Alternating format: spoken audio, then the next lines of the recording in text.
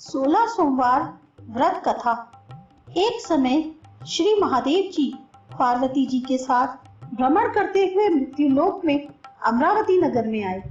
वहां के राजा ने एक शिव जी का मंदिर बनवाया था। शिव जी वहीं ठहर गए। एक दिन पार्वती जी शिव जी से बोली, नाथ आइए आज चौसर खेलें। खेल प्रारंभ हुआ। उसी समय पुजारी पूजा करने को आए। पार्वती जी ने पूछा, पुजारी जी बताइए जीत किसकी होगी? वह बोले, शंकर जी की। और अंत में जीत पार्वती जी की हुई।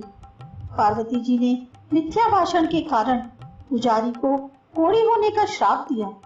पुजारी कोढ़ी हो गए। कुछ काल बाद अप्सराएं पूजन के लिए आईं और पुजारी से कोढ़ी होने का कारण पूछा।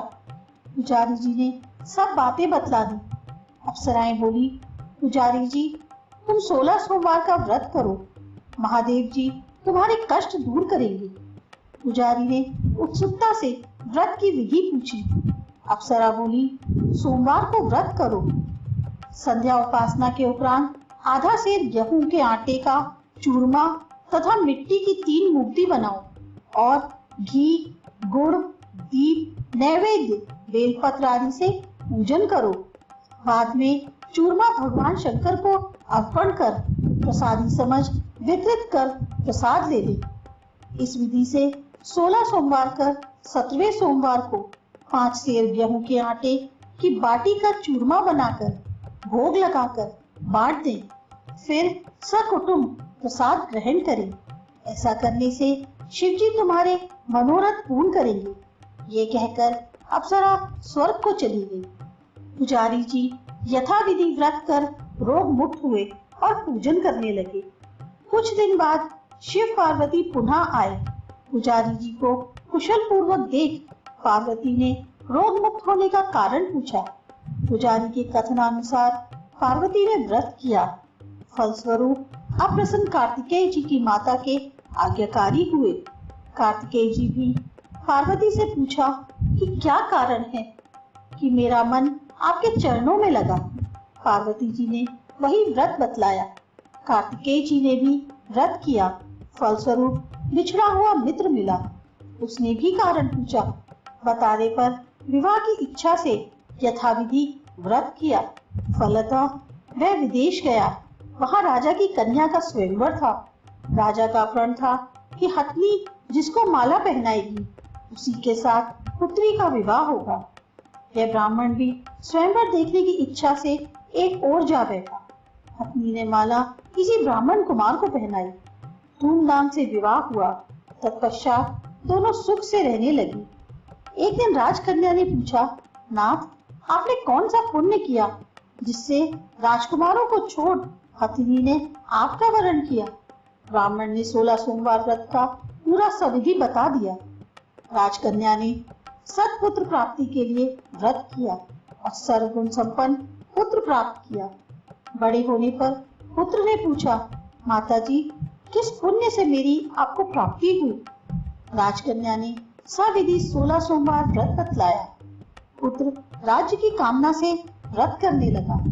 उसी समय राजा के दूतों ने आकर उसे राजकन्या के लिए वरण किया। आनंद से विवाह संपन्न हुआ और राजा के दिवंगत होने पर ब्राह्मण कुमार को गद्दी मिली। फिर वह इस व्रत को करता रहा। एक दिन इसने अपनी पत्नी से पूजन सामग्री शिवालय में ले चलने को कहा, परंतु उसने दासियों द्वारा भिजवा दी। जब राजा ने पूजन समाप्त किया तो आकाशवाणी हुई कि इस पत्नी को निकाल दे, नहीं तो वह तेरा सत्यानाश कर देगी। प्रभु की आज्ञा मान उसने रानी को निकाल दिया। रानी भाग्य को कोसती हुई नगर में बुढ़िया के पास गई। दीन देखकर बुढ़िया ने इसके सर पर सूत की पोटली रख बाजार भेजा। रास्ते में आंधी आई, पोटली उड़ गई। बुढ़िया ने फटकार कर भगा दिया। वहां से तेली के यहाँ पहुंची तो सब बर्तन चटक गए। उसने भी निकाल दिया। पानी पीने नदी पर पहुंची तो नदी सूख गई। सरोवर पहुंची तो हाथ का स्पर्श होते ही जल में कीड़े पड़ गए। उसी जल को पीकर आराम करने के लिए जिस पेड़ के नीचे जाती वह सूख जाता। वन और सरोवर की यह दशा देखकर ग्वाल इसे मंदिर के गुसाई के पास ले गए। यह देखकर गुसाई जी समझ गए कि यह कुलीन अबला आपत्ति की मारी हुई है। धैर्य बनाते हुए बोले, बेटी तू मेरे यहाँ रहे, किसी बात की चिंता मत कर। रानी आश्रम में रहने लगी, परंतु जिस वस्तु पर इसका हाथ लगे उसी में कीड़े पड़ जाएं। दुखी हो गुसाई जी ने पूछा, बेटा किस देव के अपराध से तेरी ये दशा हुई? रानी ने बताया, मैंने पति की आज्ञा का उल्लंघन किया और महादेव जी के पूजन को भूल गई। गुसाई जी ने शिव जी से प्रार्थना की।